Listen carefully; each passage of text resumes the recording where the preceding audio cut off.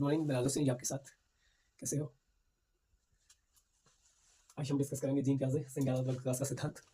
इसको हम 2-3 पार्ट में पढ़ेंगे। छोटे छोटे वीडियो हम आपके लिए लेके आएंगे ताकि ये कॉन्सेप्ट आपको अच्छे से समझ में आ सके। जीन प्याजे जो है ये विकासात्मक मनोविज्ञान के जनक है। विकासात्मक मनोविज्ञान के जनक है। इन्होंने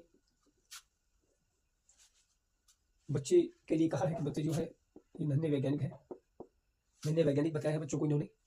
और ये कहा है कि एक्टिव लर्नर्स हैं, एक्टिव लर्नर्स हैं। ये अपने ज्ञान का जो निर्माण है स्वयं करते हैं। इन्होंने एक बुक भी लिखी है।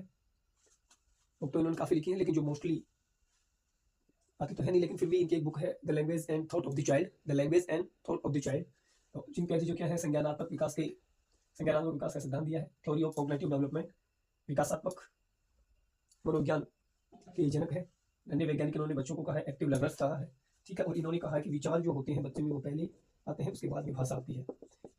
विचार पहले आते हैं, भाषा बाद में आती है, ठीक है। उम्मीद है आपको ये समझ में आया होगा।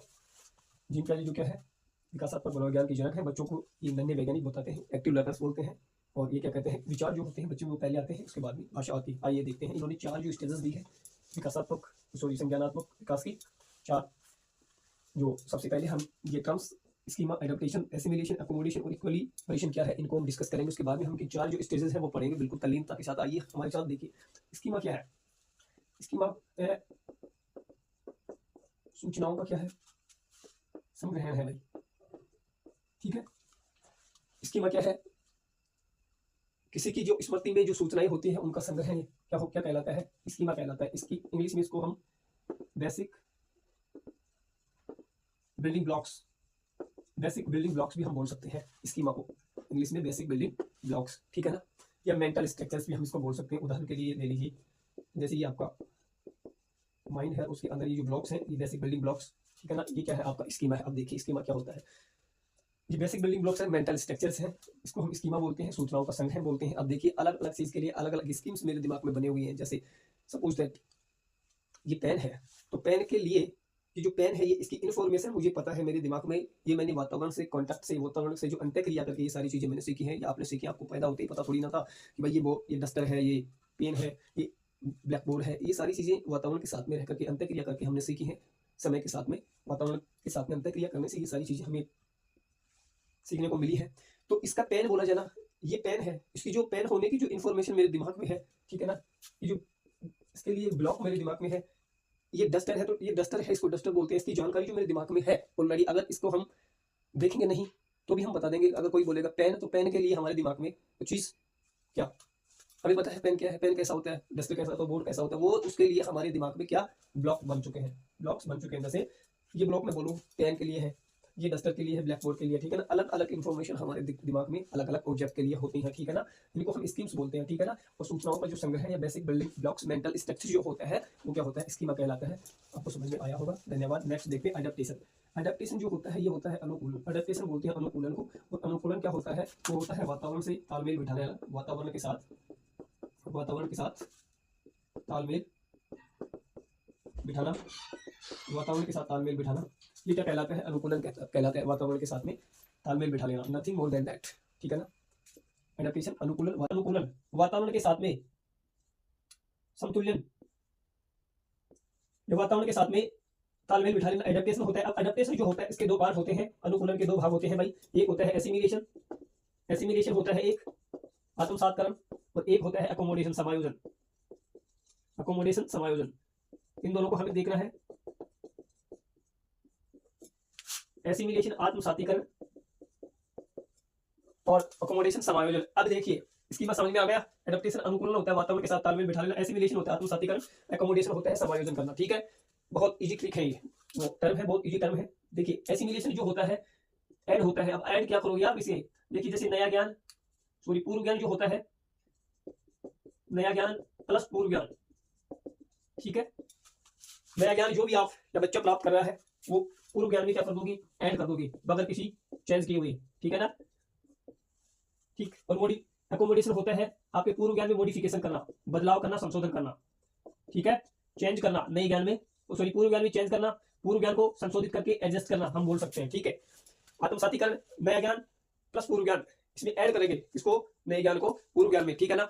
जो भी नॉलेज हम ले रहे हैं किसी भी चीज के बारे में, ठीक है ना, तो उसको नए ज्ञान को पूर्व ज्ञान में ऐड करना है, बगैर कोई चेंज के सीधा का सीधा उसको एक्सेप्ट करना है, ठीक है ना। ये आत्मसातीकरण होता है। एग्जांपल लेंगे, एकोमोडेशन होता है समायोजन, पूर्व ज्ञान में संशोधन करके, पूर्व ज्ञान में चेंज करके, पूर्व ज्ञान को एडजस्ट करके, ठीक है ना, या पूर्व ज्ञान को एडजस्ट जो करते हैं, मॉडिफाई जो करते हैं, पूर्व ज्ञान को जो संशोधन करते हैं, उसको हम क्या बोलते हैं, समायोजन बोला जाता है, ठीक है। समझ में आया। अब आप देखिए एग्जांपल लेते हैं, एक बच्चा है 5 साल का है, उसने एक चिड़िया है उड़ती हुई देखी है, उसने अपने ब्रदर से पूछा है कि भाई ये क्या है, उसने कहा ये चिड़िया है। बच्चे को लगा उड़ने वाली चीजें जो होती हैं वो सारी वो क्या कहलाती है, चिड़िया कहलाती है। एक रोज उसने एक पतंग देखा, उसने फिर उसने देखा हाँ ये भी चिड़िया है, पतंग देखा, फिर उसने उसको लगा ये चिड़िया, फिर उसने एक हेलीकॉप्टर देखा तो उसको लगा हाँ ये भी चिड़िया है। तो उसको क्या लग रहा था कि जो चीजें सारी उड़ने वाली जो चीजें होती है वो सारी क्या होती है, चिड़िया ही होती है, ठीक है ना।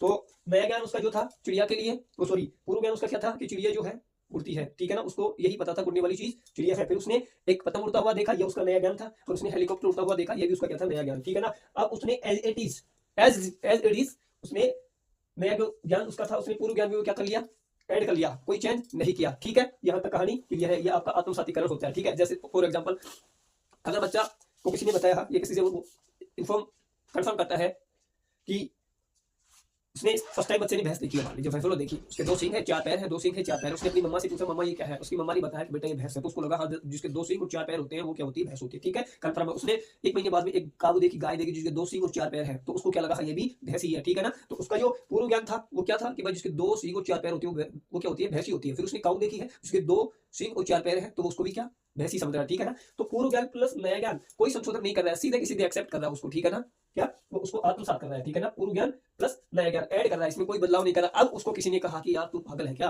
या फिर वातावरण के साथ जैसे जैसे धीरे धीरे मैच्योर हुआ, बायोलॉजिकल मैच्योरिटी की बात करते हैं, ये बायोलॉजिकल मैच्योरिटी, अब धीरे धीरे बच्चा मैच्योर होता जा रहा है, तो उसको ये डिफरेंस समझ में आने लगा कि भाई क्या, उसको ये डिफरेंस समझ में आने लगा, कौन सा डिफरेंस, की जो चिड़िया है ये अलग है और हेलीकॉप्टर है ये अलग है, ठीक है ना। उसको ट्रेस के आधार पे, गुण के आधार पे, वातावरण में बायोलॉजिकल मैच्योरिटी के आधार पे उसे पता है कि चिड़िया अलग है, हेलीकॉप्टर अलग है, ठीक है ना। गाय अलग होती है, भैंस अलग होती है, बायोलॉजिकल मैच्योरिटी के आधार पे या वातावरण के साथ में इंटरेक्ट करके वो सारी चीजें क्या करता है, सीखता है। अपने ज्ञान में वो मॉडिफिकेशन करता है, बदलाव करता है, चेंज करता है, उसको हम समायोजन बोलते हैं। मॉडिफिकेशन कैसे, जब उसको किसी ने कहा कि नहीं ये तो भैंस नहीं ये तो गाय है, तो उसने क्या किया, अपने ज्ञान में मॉडिफिकेशन किया है, बदलाव किया है। उसको किसी ने बताया कि नहीं उड़ने वाली सारी चीजें चिड़िया नहीं होती है, ठीक है ना।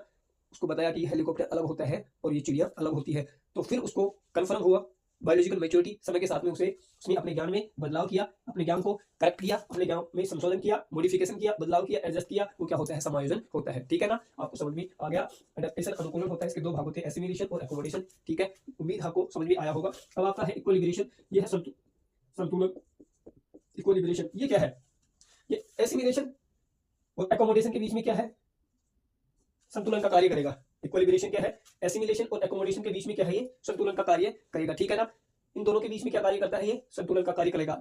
जब बच्चे को कंफर्म ये होगा, बैलेंस बनाएगा ये, ठीक है ना। इक्विलिब्रेशन इन दोनों के बीच में बैलेंस बनाएगा कैसे, कि कुछ समय पहले बच्चे को कंफर्म चीज का पता नहीं था, वो एसिमिलेट कर रहा था अपने ज्ञान को, जैसा उसे मिल रहा था वो उसी प्रकार से उस नॉलेज को, अपने ज्ञान को स्टोर कर रहा था, ठीक है ना। लेकिन कुछ समय साथ में बायोलॉजिकल मैच्योरिटी के साथ में, ठीक है ना, उसे कंफर्म हुआ कि नहीं, वो अपने ज्ञान में क्या करने लगा, मॉडिफिकेशन करने लगा और वो उसको उसकी करेक्ट नॉलेज लेने लगा, ठीक है ना। तो इन दोनों के बीच में जो बैलेंस बनाता है वो कौन बनाता है, इक्विलिब्रेशन बनाता है। एसिमिलेशन और एकोमोडेशन के बीच में करेक्ट नॉलेज के बारे में जो बताता है, बैलेंस जो बनाता है, हाँ, कि बच्चों को ये लगा कि हाँ ये चीज मतलब ये उसको नॉलेज है, हो जाए कि हाँ ये भैंस अलग होती है, गाय अलग होती है, हेलीकॉप्टर अलग है, चिड़िया अलग है, ठीक है ना। तो ये संतुलन जो बैलेंस जो उसके दिमाग में बना है, मेंटल वो कॉग्निटिव जो डेवलपमेंट में जो ये बैलेंस जो बना है, ये इक्विलिब्रेशन की वजह से ही बनता है। उसको ये लगने लग जाएगा हाँ ये कंफर्म है, तो उम्मीद है, ठीक है। तो इक्विलिब्रेशन जो होता है, एसिमिलेशन आत्मसातीकरण और अकोमोडेशन समायोजन के बीच में क्या करता है, संतुलन का कार्य करता है, ठीक है। उम्मीद है दोस्तों ये टर्म्स आपको समझ में आए होंगे।